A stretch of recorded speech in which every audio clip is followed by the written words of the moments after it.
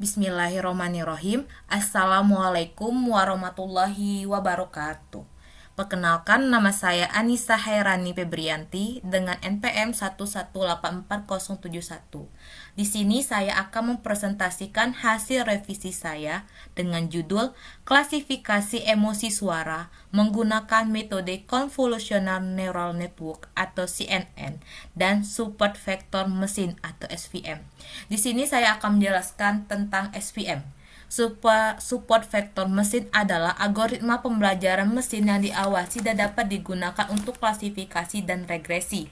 Support vector mesin merupakan salah satu model klasifikasi yang umum digunakan untuk mendeteksi emosi melalui suara. Pada penelitian ini menggunakan hyperline yang berfungsi untuk memisahkan data yang dimasukkan untuk beberapa kategori. Cara kerja SVM didasarkan pada Structural List Minimization atau SRM yang dirancang untuk mengolah data menjadi hyperline yang mengklasifikasikan ruang input menjadi dua kelas, yaitu X dan Y. Teori SVM diawali dengan pengelompokan kasus-kasus linear yang dipisahkan dengan hyperline dan dibagi menurut kelasnya. Adapun super vector machine terdapat dua metode. Yang pertama yaitu metode linear. Dalam metode linear terdapat dua pendekatan, yaitu pendekatan alternatif dan pendekatan non-parametrik. Pendekatan alternatif adalah membuat fungsi basis adaptif terhadap data latih dengan sejumlah fungsi basis yang telah ditentukan. Sedangkan pendekatan non-parametrik yaitu mendefinisikan data latih sebagai basis pusat. Yang kedua yaitu metode kernel. Ada dua cara penggunaan metode kernel dalam pembelajaran mesin, yaitu dibagi menjadi dua, yaitu penggunaan langsung dengan penggunaan tidak langsung. Penggunaan langsung yaitu fungsi kernel yang digunakan sebagai fungsi dasar dari model SVM. Sedangkan penggunaan tidak langsung itu mempresentasikan model menjadi beberapa representasi yang berisi produk dalam fungsi permetaan. Lalu Convolutional Neural Network. Convolutional Neural Network atau CNN yang merupakan jenis jaringan saraf khusus yang digunakan untuk mengolah data dengan topologi grid. Kata convolution pada CNN yaitu sebuah operasi matematika pada dua buah fungsi kemudian menghasilkan fungsi ketiga. CNN menggunakan convolution sebagai pengganti perkalian metrik. Adapun Convolutional Neural Network atau ConvNeT itu merupakan kasus khusus dari jaringan saraf tiruan. Arsitektur pada algoritma CNN terdiri dari dua komponen, yaitu komponen ekstraksi feature dan komponen klasifikasi. Pada komponen ekstraksi feature, dia menjalankan dua operasi, yaitu operasi convolution dan pooling. Operasi convolution itu merupakan bagian penting dari CNN. Dijalankan pada data input dengan menggunakan sebuah filter atau kernel yang kemudian digunakan untuk memetakan feature. Hasilnya juga akan disimpan di dalam peta feature yang berbeda. Setelah itu, fitur akan diambil dan digabungkan sebagai hasil akhir dari convolutional layer, sama seperti dengan neural network. Dalam kasus neural network, output dari operasi convolution itu akan dilewatkan memiliki fungsi aktivasi yang sama. Terus fungsi aktivasi itu menggunakan aktivasi ReLU. Setelah dilakukannya convolution layer, lalu kita ke pooling layer. Pooling layer itu merupakan lapisan tambahan pada algoritma CNN yang menyediakan metode untuk melakukan downsampling pada peta feature dengan cara mereduksi input secara spesial. Adapun jenis-jenis pooling pada CNN itu terbagi menjadi dua, yaitu max pooling dan average pooling. Dari kedua pooling di atas dapat disimpulkan bahwa jenis pooling yang paling sering digunakan pada CNN adalah max pooling, sama seperti pada penelitian saya. Di sini saya menggunakan max pooling karena cenderung lebih baik dalam mengidentifikasi fitur yang menonjol. Sedangkan average pooling itu hanya digunakan untuk menciutkan peta fitur ke ukuran tertentu.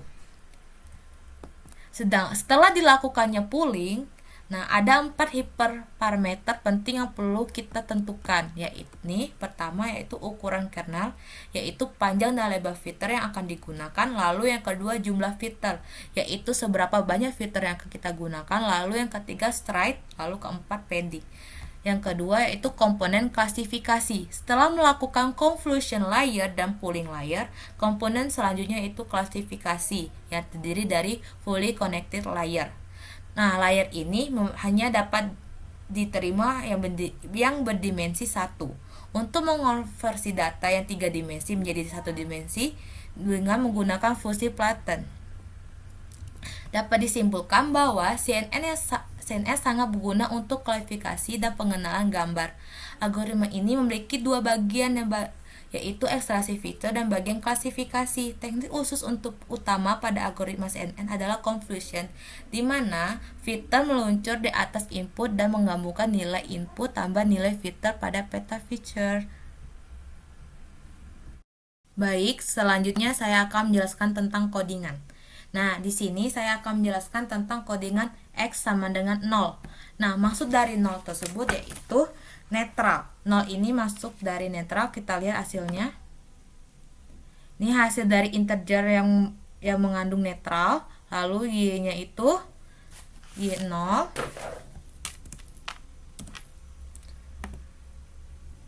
Merupakan hasil 0, lalu kita coba x1. Hasilnya ini, lalu kita nyoba y-nya juga, y1. Y1 itu merupakan emosi yang kalem. Lalu kita coba X2.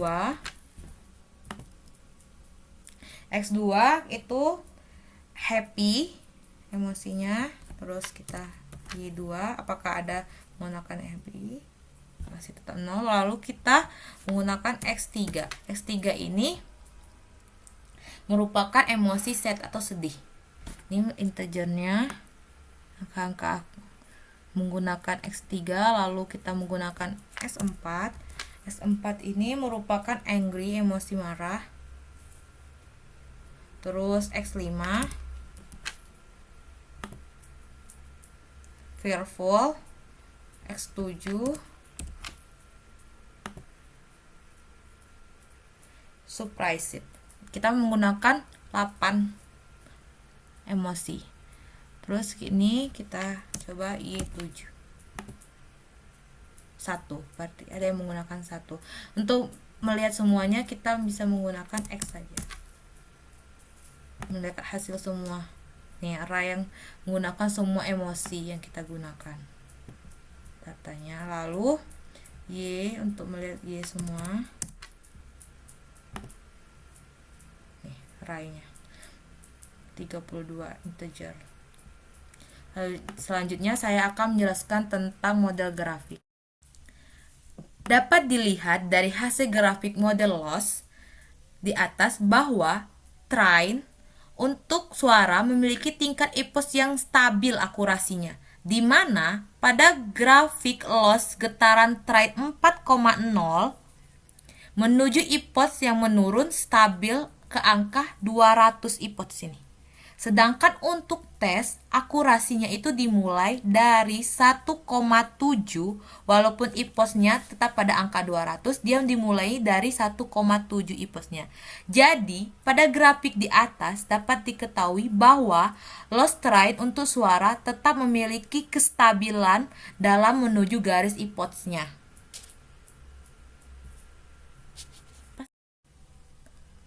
Pada grafik kedua, itu dapat dilihat dari hasil grafik model akurasi bahwa getaran suara yang dihasilkan menggunakan IPOS terdapat perbedaan.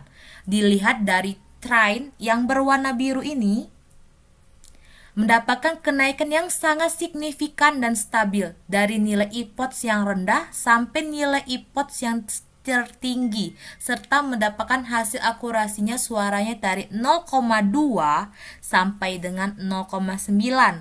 Sedangkan yang tes yang berwarna oranye ini dimulai dari 0,4 sehingga terjadi getaran yang turun-menurun.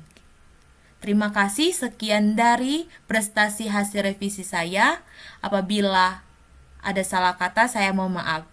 Saya akhiri, wabillahi taufiq wal hidayah. Wassalamualaikum warahmatullahi wabarakatuh.